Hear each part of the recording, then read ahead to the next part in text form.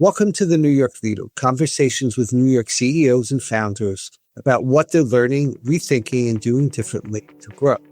I'm George Jansen, an executive coach based in New York. I work with CEOs and founders of small and mid-sized companies as they navigate growth, culture, change, and the real pressures that come with leadership. Before coaching, I spent years as an advertising executive, leading teams and working with demanding global brands, experience that shaped my practical, candid approach to leadership today. This podcast is an extension of the conversations I have every day with leaders across New York. Honest discussion about what's actually working, what isn't, and how leadership evolves as the stakes rise. Before we dive in, make sure you're subscribed to the New York Leader on Apple Podcasts, Spotify, and YouTube.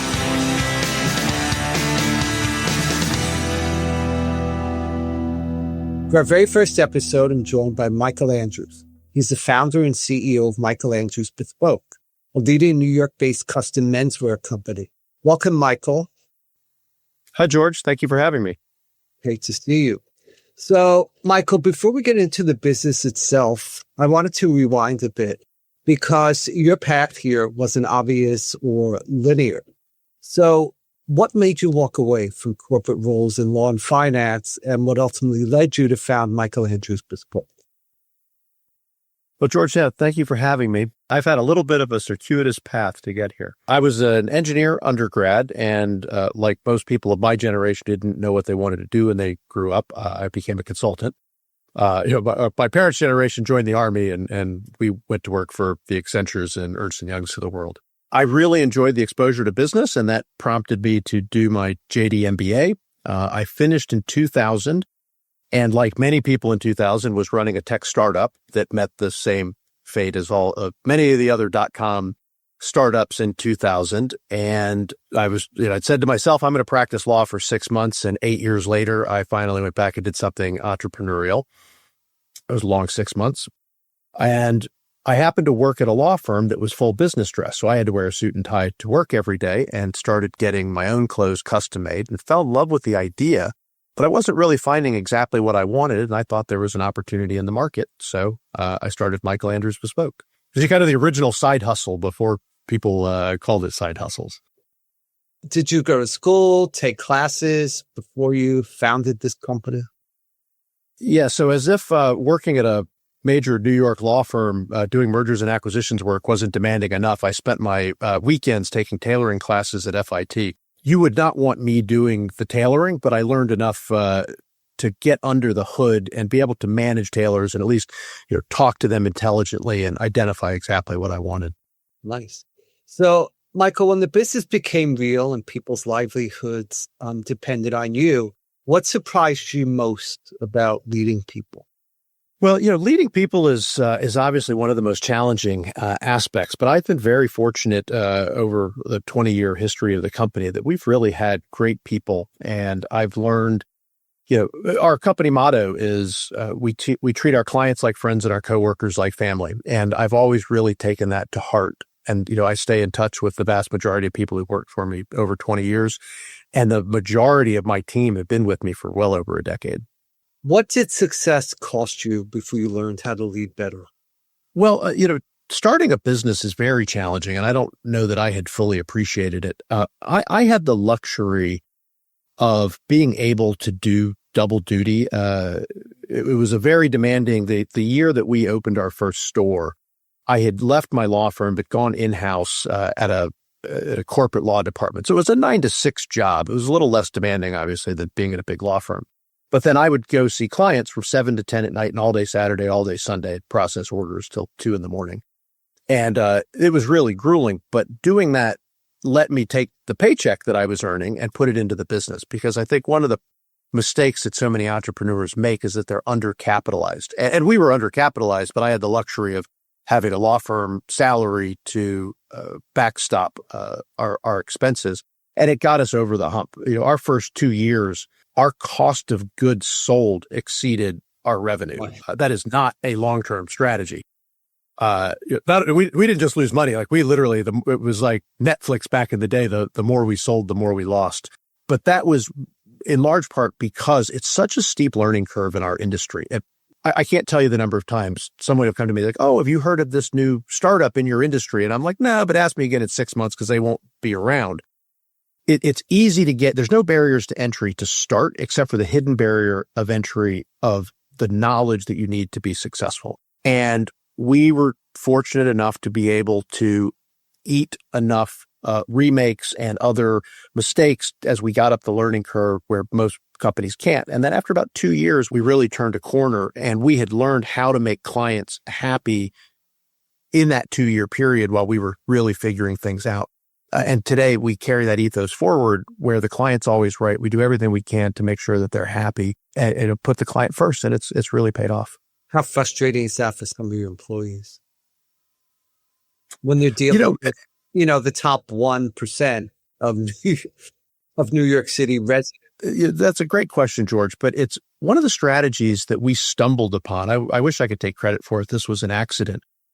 But my right-hand man who's been with me for going on 14 years now was an ex-waiter. He was an actor, which meant he was a waiter in New York. And he then, after he was here about a year and had really helped turn the company to a new page of our growth, he wanted to recruit his roommate from Chicago, who was also a waiter. He was running high-end hospitality establishments in Chicago. And he brought Fraser out. And from there forward, we said, you know what, we're on to something here. People in the hospitality industry know how to juggle 20 things at one time. They know how to put people first.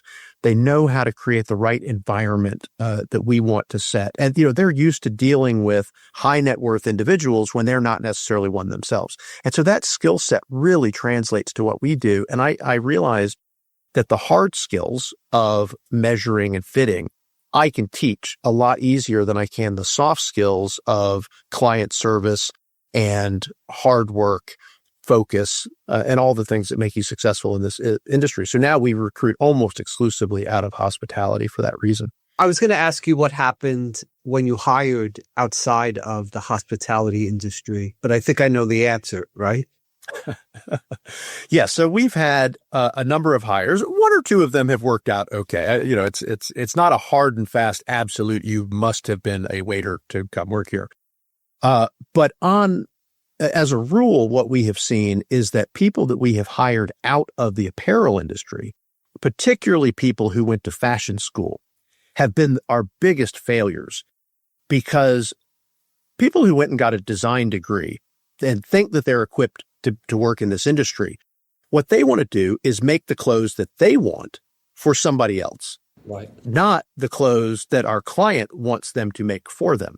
Mm-hmm. Where a waiter isn't in the business of saying, you really have to eat this, right? The waiter's job is to figure out what you like. And, if you don't like onions or you don't like garlic, don't order this. And if you really like these things, order that. And it's the chef's job to come up with a good menu, but it's the waiter's job to present it to the clientele. And so if you interview with me and you went to FIT or Parsons and have a fashion design degree, we won't even invite you in for an interview. Like that is not a path that we're at all interested in. So you've said that you want to be the last job that someone takes. How does this belief show up in how you lead day to day, Michael? Yeah, so we are very proud of the fact that we have such continuity with our staff. And I have clients that have been coming to me for 20 years, and I've got team members who've been here for almost 15. And people appreciate knowing that when they come back year after year, they're seeing the same people. And so we really try to retain our talent. I mean, obviously, every company does that, but we really take it very seriously. One of the benefits of recruiting out of hospitality, again, is that it's such a grueling, demanding industry, long hours, low pay. When people come here, and we're very clear to them, like, we want this to be a career. This is not a job. We're in the professional service industry, just like doctors, lawyers, dentists.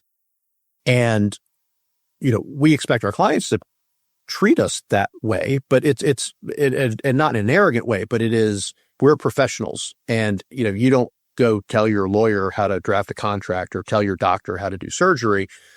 it's our job to help our clients as professionals. And that really, I think, especially if you've come from the hospitality world, that is such a refreshing opportunity. And we pay top of the market. We're a small business, but we have matching 401k and fully paid health benefits and, all the things that you would get at a bigger company. And that helps us retain the people that we want to keep. Right, because your industry isn't really known for that, right? Because there's a lot of hourly workers. So what drove that decision, I guess? Yeah, very early on, a very good friend of mine described our approach as anti-retail. Everything that we do is different than what happens if you walk into a department store.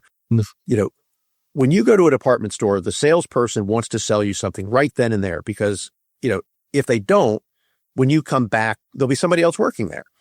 And so they have a kind of a hit it and quit it mentality. Their job is to get it out the door as fast as they can and be done with it.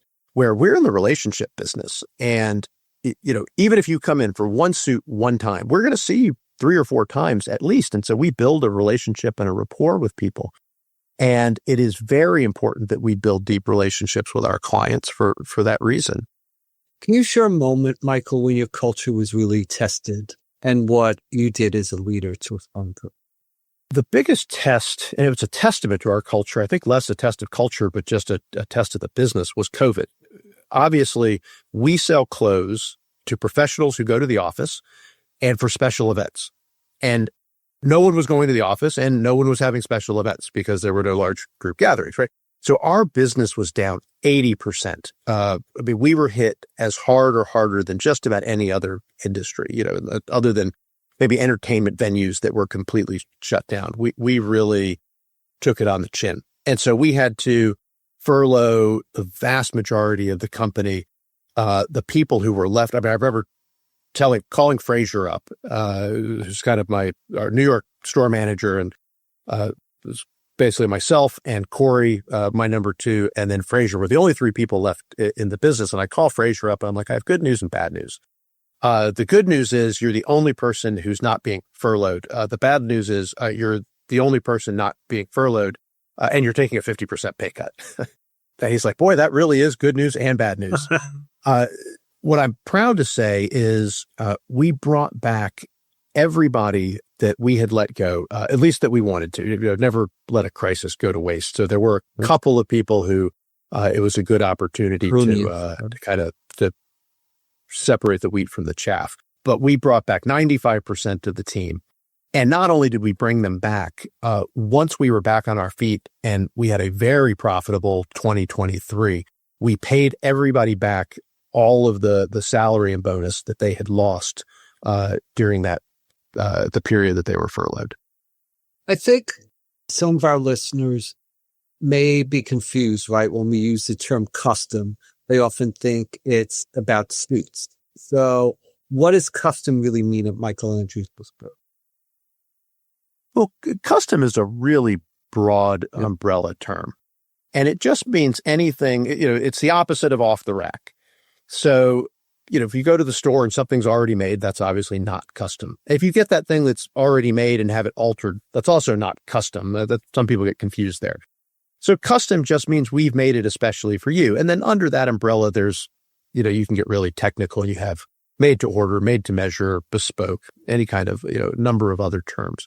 But simply custom is anything that's being made for you. And the vast majority of what we do here is fully custom. It's, from suits, but we also, because we own our own workshop, we do jeans, we do custom swimwear, custom pajamas. They were a big hit during COVID. Remember during COVID, we were selling the COVID sweater, which, was great for Zoom calls. And then we would sell custom pajama pants to wear, from the waist down so that they were comfortable working from home. Are suits and dress shirts still the backbone of your business? Suits, if you include tuxedos with that, is still by far our largest product category, although it has come down. Suits used to be 75% of our revenue, and now it's more of around 50%.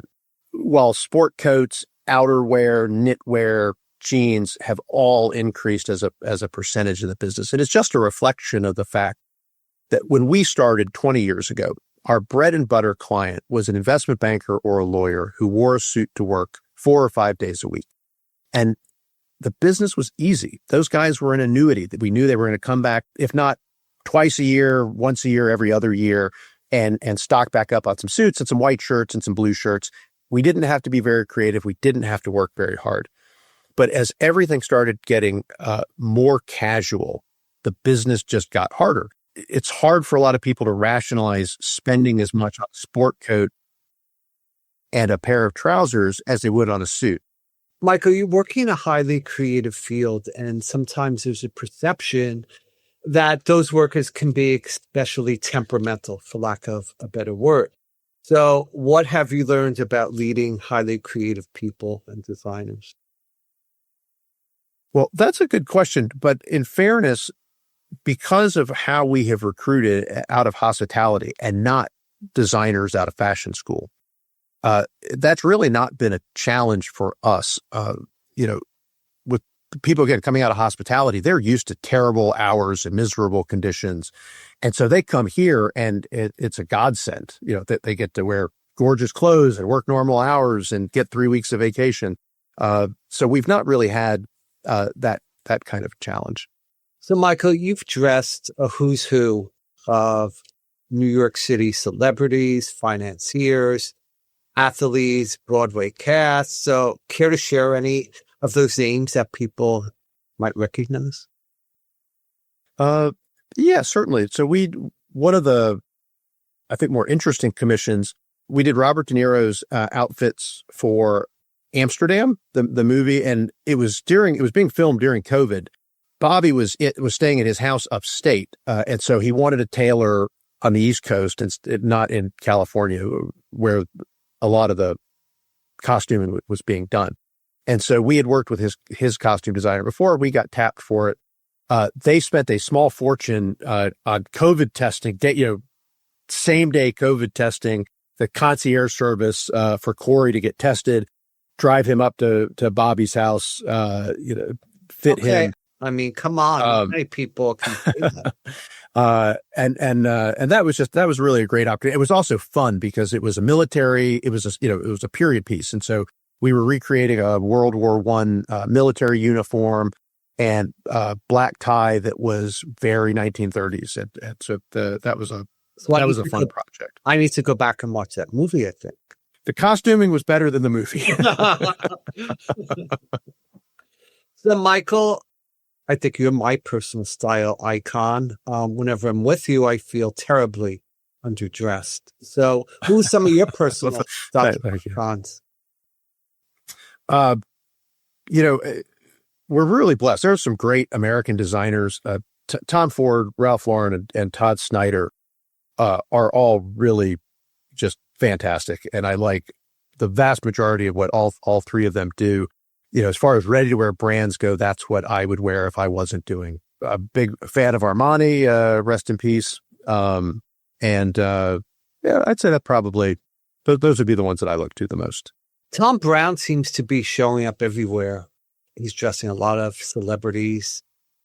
Talk about that, his influence, please. Tom Brown, I think he's had maybe a little bit of a resurgence. He was a hugely influential designer when we first started 20 years ago.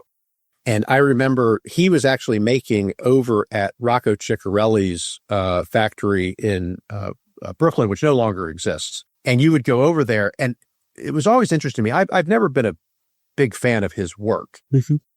I don't like the shrunken suits and the, teeny tiny lapels and the sport coats with the shorts.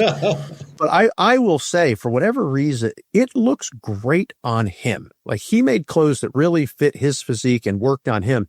But then it was funny. His head of production was like this 6'4" ex-football player wearing these tiny little clothes, and it looked like a I'd blown up the kids kind of look. So, but he's a very talented designer. What I really liked that I don't think is around anymore, but was his Black Fleece collection with Brooks Brothers, because you took this avant-garde designer who did the Honey, I Shrunk the Kids clothes with this old, staid, boring, antiquated brand that your parents wore, and you put it together and you just got magic. But, to my knowledge, I think they've discontinued that. One thing that really impressed me about your company is that you invested early in technology in a very traditional craft business. How did that come about? Well, one, I have a technology background, so I've always been comfortable with that. And the idea of doing what we do on pencil and paper was just, not an option. There's so many details and we have so many clients that we needed a sophisticated ordering system, and nothing existed at the time. And honestly, nothing does exist. Our biggest, most direct competitors have also all built custom CRM, ERP type systems. And so we invested, very early, and it's been the backbone of the business. So we always say that we are always going to use technology in every way that we possibly can to facilitate the business, but we're going to make our clothes in the old-fashioned way. How has managing a lot of data points per client helped you scale without losing intimacy, Michael?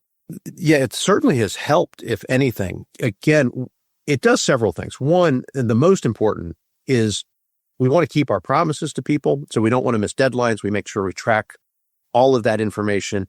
And one little mistake, you've got dozens of measurements and dozens of details on every single garment, and one mistake is a remake.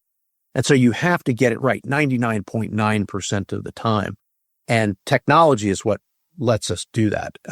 I'm super excited about the promise of AI. I know a lot of people are naysayers on it, but I look at the fact that artificial intelligence is going to let us have a whole extra layer of algorithmic checking of measurements and details, prediction engines that will make recommendations to clients based on their order history and the order history of other clients with sort of similar tastes and trends, visualization tools that it's going to enable. So, we invest a lot in technology, and we don't see that doing anything but filling up.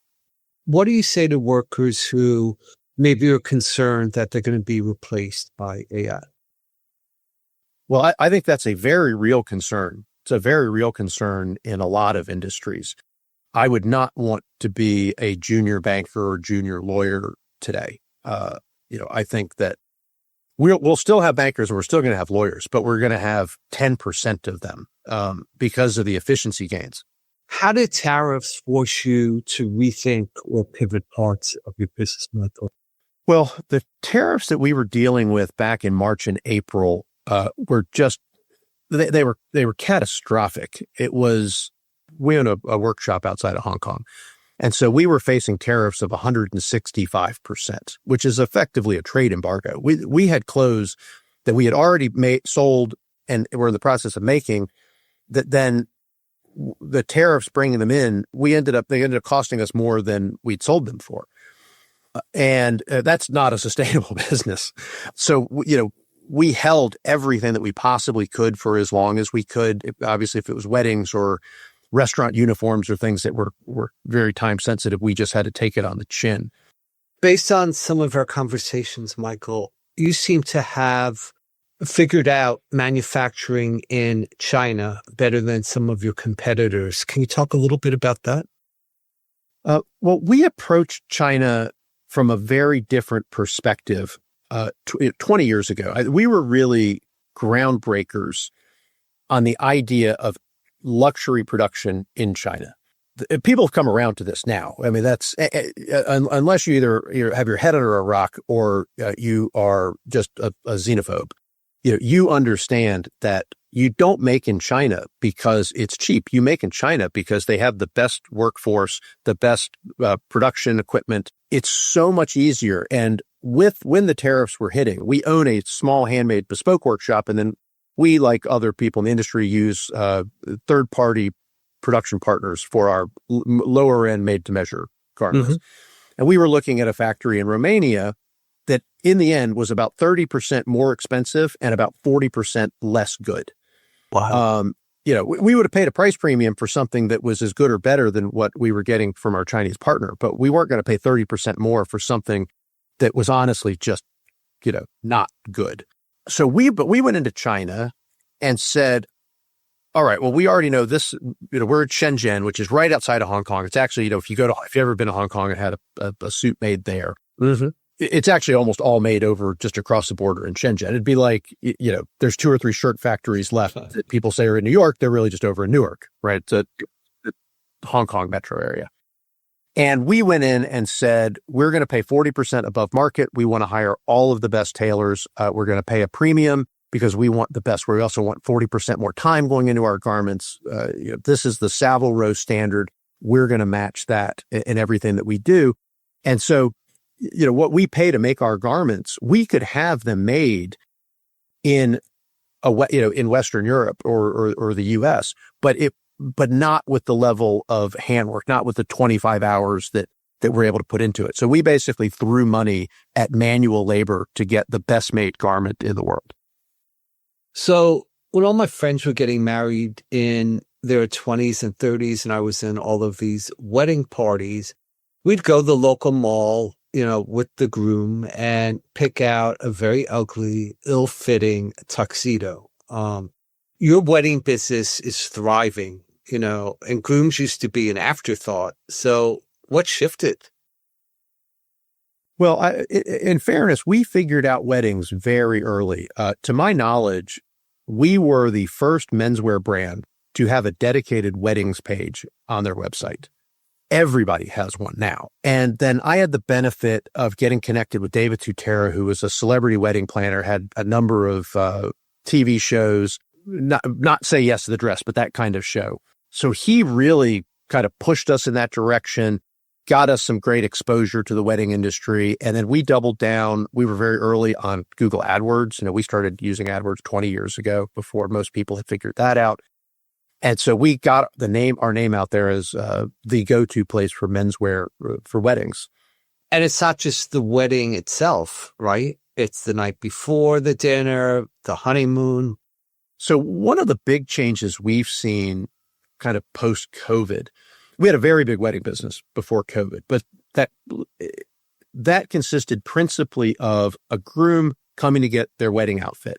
Right. And before COVID, probably 70, 80% of our wedding business was suits, not tuxedos. Post-COVID, and I think it's maybe in part because people aren't getting dressed up for work as much. They want to get dressed up to go out on a Friday night. It used to be you wore a suit to work, and then you go home and you throw on jeans and a t-shirt to go out on Friday night. Mm-hmm. Now you wear jeans and t-shirt to work, and you put on a sport coat to go out on Friday night. And then what that meant for weddings is now 80% of our weddings are black tie. And we're not only doing the groom's tuxedo, but more often than not, we're doing his rehearsal dinner. And then he's doing a costume change for the reception. So he'll go from his tux to a white dinner jacket or something fun. And then it's not at all uncommon for us to do the father of the bride, the father of the groom, the groomsmen, outfits for the honeymoon, because the wedding has just become, and it's not a one-day event anymore, right? I mean, it's a multi-day experience. And when our clients are spending $250,000, $500,000, $1 million on a wedding, their investment in their clothes it pays dividends, because the only thing you get, there's only 2 things you can keep from your wedding. It's the pictures, right? That you remember it by, and you're in it. And the groom's outfits, right? The bride's not wearing her dress again. You hope not. She'll look like a crazy person if you wear a wedding dress anyplace except a wedding. It's the most anachronistic garment. Halloween. Yeah, right? I mean, yeah, some blood on your face. And if you're spending $500,000 or more on your wedding and you haven't put your groomsmen in, custom-made tuxedos, you're spending money in the wrong place. Why do you want to spend $50,000 on your wedding photographer to photograph guys wearing ill-fitted, rented tuxedos? Exactly. It doesn't make any sense. So as your business continues to grow, what feels most important for you to protect? Well, we certainly are going to remain committed to our core values of integrity, treating our clients like friends, treating our coworkers like family. And I think as long as we keep doing that and we stay focused on doing the best that we can every day, doing right by our clients every time, making sure that they're happy. I mean, I always say, whatever extra alteration that we do, is our biggest marketing expense, because the biggest variable in our business is the unknown alteration that needs to be done. Somebody gains or loses a little bit of weight, needs a little nip tuck. People in my industry like to push clothes out the door and make sure they go home. And obviously we're in the business of sending clothes home, but we will do that extra alteration to make sure something is perfect, because we want our clients to tell their friends about the great experience they had. We want people to see them in their clothes and look at them and go, "You look great. Where'd you get that?" And so I think just staying true to what we've done and what's made us successful over the last 20 years is the guiding principle going forward. Talk about the in-store experience, if you will, because you were very intentional with the type of environment you've created there. We are very proud of the shopping experience here. I'm not going to say we invented experiential retail, but we were experiential retail before that was a catchphrase. Part of it was by accident. When we first started, we had a partnership with a retail store, and we had bought a basement space to just put our tailors in. And then I had a falling out with our retail partner. And so literally, we have a competitor, a ground floor retail, and our store is in the basement below him. And the only way to find us was to basically ask that store owner where we were. To his credit, despite our falling out, he would say, "If you're looking for Michael Andrews, they're downstairs in the basement, right, around the corner." And somehow or another, being in this weird basement space in the Lower East Side, people thought it was so cool. It had the speakeasy feel, and they enjoyed the experience. Combined with the fact that, as I'd mentioned earlier, I was doing double duty. So I would have gotten off work at 6, come down to see clients at 7:00. I needed a drink. So we put a bar in the store for me, but then that carried over to the clients, and we quickly realized that, guys hate to shop, but they kind of like hanging out with other cool guys, having a drink, talking about the game. And if they go home with some clothes that their wife or girlfriend likes, then, great. And then now, we've moved into a much bigger space. We have 2 locations. We have huge bars in both of them. And we serve men and women now. And so we're a much bigger, different organization, but we've stayed true to the idea that it's people getting together and connecting. And, we're going to help men and women go home with clothes that look great on them. So speaking of women, for our women listeners out there or viewers, they may be saying, "Oh, this sounds so amazing, right? But what's in it for me?" So talk maybe a little bit about how your women's offering has evolved and where you see it going. So our women's business, I think, women's is much harder. I always compare, custom is hard to begin with. But it's the difference between nuclear fission and nuclear fusion. One's really hard, but we've been doing it for 80 years, and the other one remains only theoretically possible. That's the difference between men's custom and women's custom. And it's much harder for a whole variety of reasons that I won't get into.